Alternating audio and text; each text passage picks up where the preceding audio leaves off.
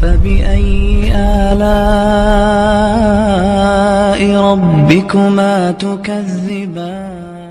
باتیں تو کبھی کبھار کر لیتے ہیں, ہاں جی موت تو برحق ہے, لیکن عمل سے ایسا لگتا ہے یہ مرنے کے لیے تیار, بولو نہیں, بالکل بھی نہیں ہے تیار. نہ مرد مرنے کے لیے تیار ہے اور نہ خواتین.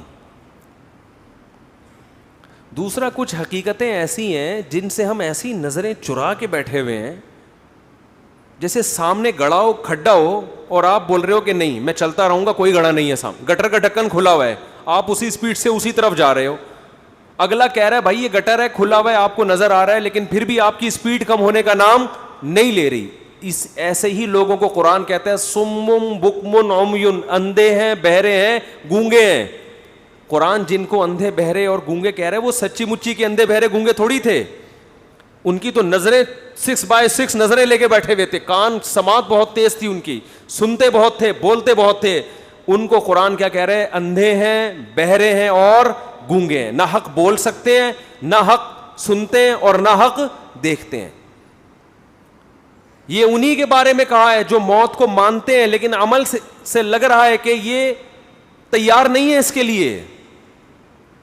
ایسے ایسے واقعات سامنے آتے ہیں, انسان کانوں میں انگلیاں ڈال لیتے ہیں کہ بھائی یہ مت سناؤ ہمیں. یتیم کا مال کھانا, قرآن کہہ رہے آگ کے انگارے ہیں. باپ مر گیا نا, یتیم بچہ ہے, تو قرآن کیا کہہ رہے, کیا کھا رہے ہو, آگ کے انگارے. لوگ کھا رہے ہیں کہ نہیں کھا رہے, بولو نا. بہنوں کی وراثت, یتیموں کی وراثت نہیں دے رہے. دیکھو قرآن نے نا مالی معاملات میں بہت وعیدیں بیان کی ہیں. میں نے دیکھا ہے لوگ نماز روزے میں کسی حد تک آ جاتے ہیں پیسوں میں, کیونکہ آخرت کو بھول گئے. نماز سے دنیا نہیں جاتی نا بھائی, نماز پڑھنے سے دنیا کا کوئی نقصان نہیں ہو رہا, تھوڑا ٹائم نکال کے مجاہدہ کرنا پڑتا ہے. پیسوں کے معاملات میں آپ کی دکان بند ہوتی ہے, نماز میں تو 10 منٹ کے لیے دکان بند کرنی پڑے گی نا, کوئی بڑا نقصان تو نہیں ہے.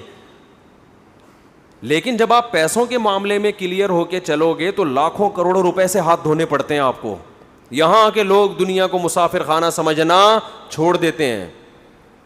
پیسوں میں جو آدمی ایک نمبر ہوگا, اس سے پتا چلے گا کہ یہ دنیا کو واقعی کیا سمجھتا ہے. بولو, ارے بولو نا یار زور سے. یہ مسافر خانہ سمجھتے ہیں, عبادت سے نہیں پتا چلتا. ہم نے بڑے بڑے دنیا کی محبت کے مریض, بڑے بڑے کرپٹ لوگ دیکھے رمضان کے پورے روزے رکھتے ہوئے. ہم نے بڑے بڑے 2 نمبر 5 نمازیں پڑھتے ہوئے دیکھے, حج کرتے ہوئے دیکھے ہیں. انسان کی دینداری کا اور اس بات کا کہ یہ آخرت پر یقین رکھتا ہے, سب سے پہلے پتہ چلتا ہے کہ مالی معاملات میں کیسا ہے. یہ پیسہ دینا کسی کو بہت مشکل کام ہے, اپنا نقصان کر کے. میرے پاس صبح شام کیس آتے ہیں, وہ 1 کروڑ کھا گیا, وہ اس کے 2 کروڑ کھا گیا. جو کھایا ہوتا ہے میں اس سے بولتا ہوں دو, اس کو کہہ رہے کہاں سے دوں, گھر بیچ کے دو. بھائی میں کیا روڈ پہ آ جاؤں؟ میں نے کہا جن کے پاس ذاتی گھر نہیں ہے کیا روڈ پہ سو رہے ہیں وہ سارے؟ بولو نا کیا ہو گیا بھائی, کرائے پہ رہو نا. نہیں جی میں کیسے گھر بیچوں, میں نے فلاں کا 2 کروڑ دینا ہے, 3 کروڑ دینا ہے, میں گھر کیوں بیچوں؟ پورے حرام خوری کے مزے اڑائے گا ہے بھائی. گھر بھی اپنا رہے, گاڑی بھی نہ بکے, سب کچھ ہو, اور پھر اضافی کوئی تکا لگ گیا تو فلاں کا قرضہ ادا کر دوں گا میں کیونکہ میرے بزنس میں لاس ہوا ہے. سمجھتے نہیں ہو میرا خیال ہے, یہ ہو رہا ہے مارکیٹ میں, بزنس میں لاس ہوا, میں کہاں سے تو دے گا. آج کل میرے زبان پہ باپ کا لفظ چڑھا دیا بندے نے, تیرا باپ بھی دے گا ٹھیک ہے نا, مکان بیچ دے قرضہ فلاں کا. میرے چھوٹے چھوٹے بچے ہیں, میرے تو بھائی چھوٹے چھوٹے بچے بھی ہوتے ہیں, بڑے بڑے بچے بھی ہوتے ہیں. یہ تو ہمیشہ سے ہو رہے, بچے کبھی چھوٹے ہوں گے, کبھی بڑے ہوں گے, کبھی منجلے ہوں گے, کبھی نہیں بھی ہوں گے, کبھی ہوں گے. یہ تو دنیا کا حصہ ہے. تو کیا آسمان سے نیا نازل ہوا ہے کیا تیرے چھوٹے چھوٹے بچے ہیں؟ بچے تو پہلے چھوٹے چھوٹے ہی ہوتے ہیں, بڑے بڑے تو اچانک پیدا نہیں ہو جاتے. فضول قسم کی باتیں. مکان بیچو, فلاں کا قرضہ دو, نہیں آ رہی بات میرا خیال ہے. بہن وراثت مانگ رہی ہے, بیچ اس مکان کو جس پہ تو قبضہ کر کے بیٹھا ہوا ہے 1000 گز کے بنگلے پر, بیچ کے اس کا حصہ دے. اب دے تو تڑاک پہ آ گیا ہوں میں. یہ تمیز سے سمجھانے والی باتیں ہیں ہی نہیں. داڑھی اتنی لمبی رکھی ہوئی ہے, عمریں ہو رہے ہیں, تمہارا حج ہو رہا ہے, تو نے بہن کی وراثت کہہ رہے ہیں جب مکان بکے گا, مکان تو 25 سال کے بعد جا کے بکے گا, اس وقت تو بہن بڈھی ہو کے مر چکی ہوگی, اس کو کیا فائدہ ہوگا اس مکان سے. نہیں جی ابا کا مکان ہے بیچ دیا تو ہم کہاں جائیں گے. کیا جن لوگوں نے کیا کرائے پہ, میں ابھی تک اللہ کا شکر ہے کرائے پہ رہتا ہوں, ابھی تک میرا ذاتی گھر. ہم جب 14 بچوں کے ساتھ کرائے پہ رہ سکتے ہیں تو 2 بچوں کے ساتھ وہ بھی اتنے سے, اس میں تو دراز میں آ جائیں گے, اس کے لیے تو گھر کی بھی ضرورت نہیں ہے. ایک الماری خریدو اس میں رکھو اس کو. گھر تو ہے ہی نہیں آج کل, گھر تو وہ ہوتا ہے جس میں افراد ہوں. نہیں آ رہی میرا خیال ہے بات, ایسے ہی ٹھیک ہے جیسے چل رہے ہیں بھائی. گھر تھوڑی ہے یہ جو ایک آدمی کو گھر ہے اس کے لیے اتنا ٹینشن ہے یار. 2 بچوں کے لیے کیا ٹینشن ہے, 2 بچوں کے لیے کیا ٹینشن, ایک بیوی ہے 2 بچے ہیں, اس کے لیے تو اب کرائے کی بھی ضرورت نہیں ہے بھائی.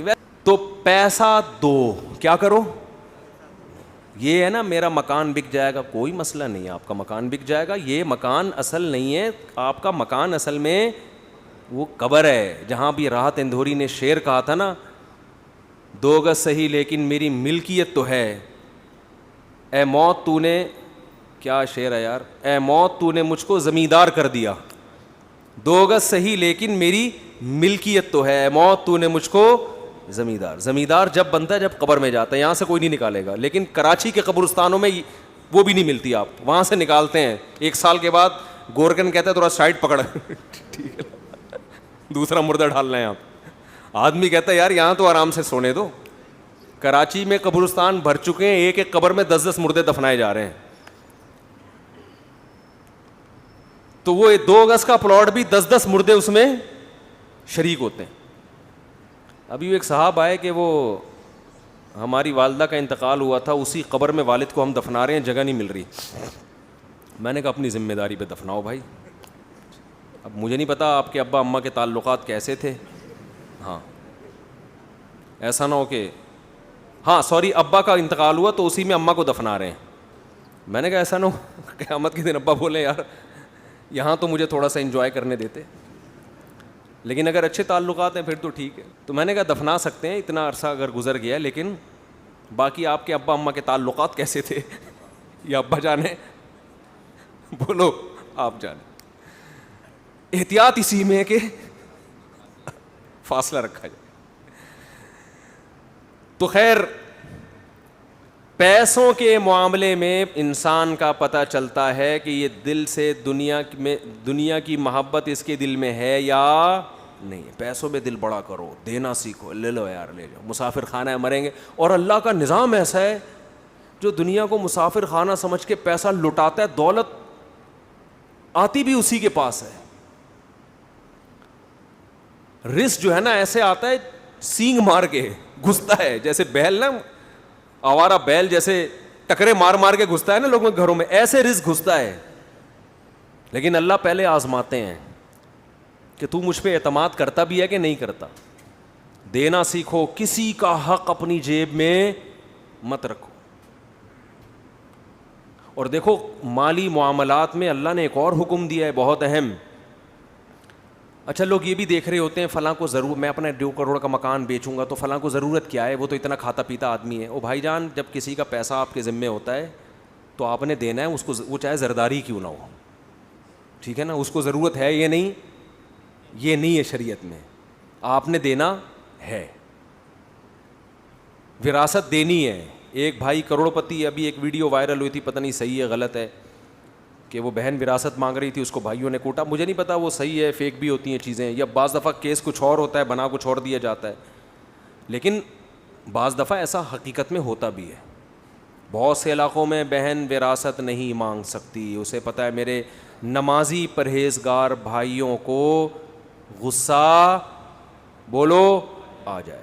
دل بڑا رکھو, دو بغیر مانگے دو. یار روڈ پہ آ جاؤ, خدا کی قسم کسی کو حق دے کے انسان غریب ہو جائے, اس میں سکون زیادہ ہے. آدمی کا یار 1 پیسہ کسی کا میرے ذمے نہیں ہے, اللہ کھلائے گا, اس کا اپنا مزہ ہے. اور پھر اللہ ایسا کھلاتا ہے چھپڑ پھاڑ کے. میں اکثر ایک واقعہ سناتا ہوں نا, پہلے زمانے میں تو دینی مدارس کے پاس وسائل بہت کم ہوتے تھے, تو ہم کتابوں میں ایک واقعہ پڑھتے تھے, ایک بہت بڑے بزرگ, نام ذہن میں نہیں ہے ان کا, انہوں نے کیسے غربت میں پڑھا. طالب علم تھے, پڑھتے تھے, تو گھر میں جب کھانے کے لیے آتے تو ماں کہتی آج ہم اللہ کے مہمان ہیں, کھانا نہیں ہے, مطلب یہ اشارہ تھا کہ آج نہیں ہے. بس اللہ کے مہمان کا مطلب کچھ بھی نہیں ملے گا آج, اللہ ہی کھلائے گا, روحانی طور پر کھلائے. بچے بھی بڑے نیک ہوتے تھے, چلے جاتے. ایک دن اسی طرح گئے ہیں, اماں کچھ کھانے کو ہے؟ انہوں نے کہا ہاں ہے. رونے لگے. اس نے کہا اماں جب تو یہ کہتی تھی نا آج ہم اللہ کے مہمان ہیں, اس میں زیادہ مزہ تھا. اس بھوک کو کس کے لیے برداشت کیا جا رہا ہے؟ اللہ کے لیے. اس کا اپنا مزہ ہے. امام احمد ابن حنبل رحمہ اللہ تعالی, جو امام بخاری کے استاذ ہیں, وہ کہتے ہیں ایک آدمی شادی شدہ بچوں والا جب وہ غربت سے پریشان ہوتا ہے, اپنے بیوی بچوں کی طرف دیکھتا ہے اور اس کے پاس وسائل نہیں ہیں, اور اللہ کے سامنے گڑ گڑاتا ہے, اللہ کو اس شخص سے محبت اس عبادت گزار سے کئی گنا زیادہ ہوتی ہے جو ہر وقت مسجد میں بیٹھ کے اللہ اللہ کرتا ہے. سمجھتے نہیں ہو؟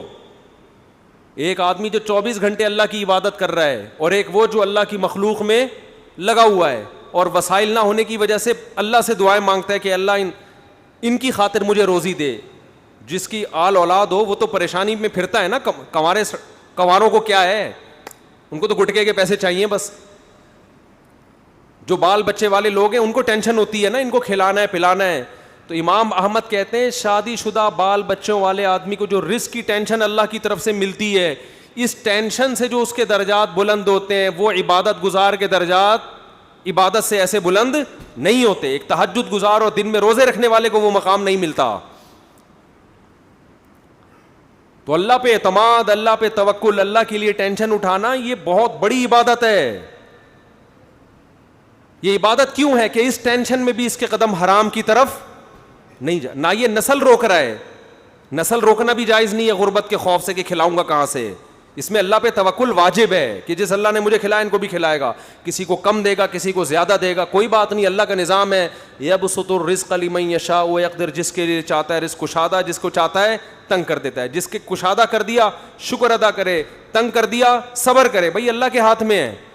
اس بیس پہ نسل روکنے کی اجازت نہیں ہے آپ کو کہ پیسے نہیں ہیں تو بچے کیسے پالوں گا میں. لبرل لوگوں کے اصول کچھ اور ہیں زندگی گزارنے کے, اسلام کے اصول کچھ اور ہیں. اور ایک دفعہ اسلام کے اصولوں پہ آ جاؤ, نقد فائدہ ملے گا, دل کا سکون, اطمینان, غربت میں بھی سکون, شکر کی توفیق ملے گی. ہم نے اپنے بزرگوں کو دیکھا ہے انتہائی غربت میں ان کے چہروں پہ ایسے خوشی جیسے ارب پتی ہوں. یہ وہ کہتے ہیں اللہ نے تو ہمیں ہماری ضرورتوں سے کروڑہ گنا زیادہ دے دیا. کہتے ہیں ہمیں تو ضرورت ہے 2 وقت کی روٹی کی لیکن اللہ 3 ٹائم کھلاتا ہے. ہمیں تو ضرورت ہے بس ایک چھپڑا مل جائے سر چھپانے کو, لیکن اللہ نے پورا گھر. وہ یہی سوچ سوچ کے خوش ہوتے رہتے ہیں. اور ہمارے یہاں کیا ٹینشن چل رہی ہے یار, 20-50 سال کا ہو گیا اب تک اپنا گھر نہیں بنا سکا میں, اب کیا کرے گا بنا کے. بھائی تھوڑا سا ٹائم رہ گیا, نکل لے. پتلی گلی آنے والی ہے, پتلی گلی آنے والی ہے جس سے فرشتے چوہے نکالیں گے. نکل, 50 سال کے بعد کیا بنانا ہے یار. ہاں بچوں کے لیے آدمی کوئی پراپرٹی لے لیتا ہے, مر گیا. اگر اللہ نے بہت وسائل دیے ہیں تو چلو حدیث میں آتا ہے کہ ان کو ایسے لاوارث مت چھوڑ. اگر اللہ نے وسائل دیے ہیں, نہیں دیے تو بولو یار ہم بھی تو کسی کے بچے تھے, جب ہم پل گئے تو یہ بھی پل جائیں گے. ٹینشن تو لینی نہیں ہے نا بھائی. ٹینشن لینا اس کی علامت ہے دل میں دنیا کی محبت ہے. اس دنیا سے چپکے ہوئے ہو ایلفی کی طرح, چھوڑنے کے لیے جو چھوڑے گی یہ بتا دوں. اور دنیا چھوڑتی بھی اور آپ کی مرضی سے بتا کے نہیں چھوڑتی. بھائی یہ بڑا مسئلہ ہے دنیا کے ساتھ. چلو کوئی محبوبہ آپ کو چھوڑ کے جائے, بتا کے جائے بھائی میری فلاں سے سیٹنگ ہو گئی ہے میں جا رہی ہوں, تو آدمی کو تسلی ہوتی ہے یار اب کیا کرو یار, اب ہو گئی سیٹنگ کیا کر. ایک ہوتا ہے ٹائم دیا تھا قائد اعظم کے مزار پہ آنے کا, ہیں آپ امید میں پہنچے کہ یہاں ملاقات ہوگی, لیکن اطلاع آئی کہ کسی اور کو کہیں اور ٹائم دے چکی. یہ دھچکا برداشت کر دے گا انسان.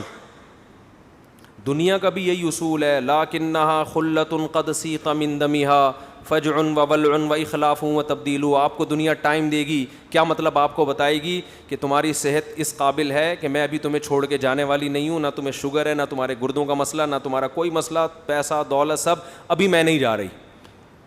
لیکن ادھر پورا پتلی گلی اس نے تیار کر کے رکھی, اس کو ٹرک کے نیچے لا کے مارو, اس کمبخت کو کوئی بیماری نہیں ہے, اس کو ٹرک کے نیچے لا کے مارو, یہ ایسے نہیں مرے گا, نہ اس کو نہ شوگر ہے نہ گردوں کا مسئلہ ہے, اس کا ٹرک بنتا ہے. کیا بنتا ہے, اس کی ہڈیاں بھی مضبوط ہے, کار ایکسیڈنٹ میں بھی نہیں جائے گا یہ.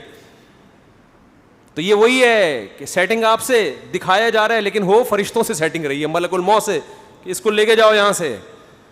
جتنے لوگ مرے ہیں نا, ان میں 99% وہ تھے جن کا پہلے سے مرنے کا کوئی پروگرام نہیں تھا. ابھی ایک دوست ہمارے آئے, ان کا 36 سال کا جوان بھائی, اللہ تعالیٰ مغفرت فرمائے, 2 دن ٹائیفائڈ ہوئے اور انتقال ہو گیا.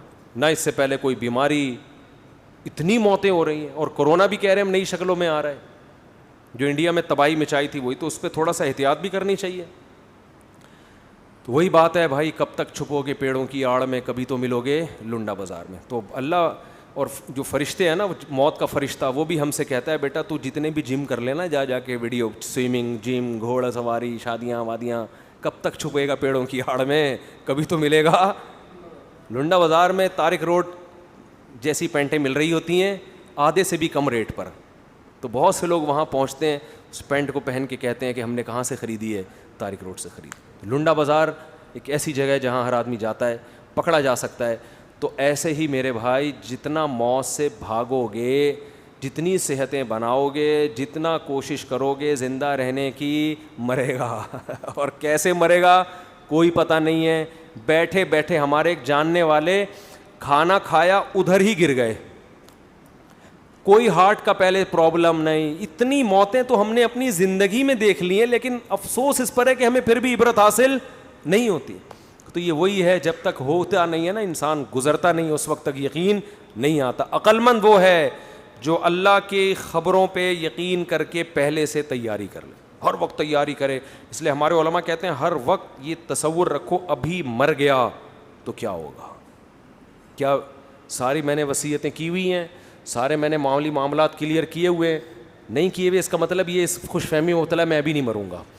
تو جب مرے گا نا تو اس وقت بھی یہی خوش فہمی ہوگی کہ ابھی میں مروں گا نہیں. اچانک مرتے ہیں لوگ, اور جو تیار نہیں ہے وہ کینسر میں بھی ان کو یقین نہیں ہوتا کہ میں مروں گا.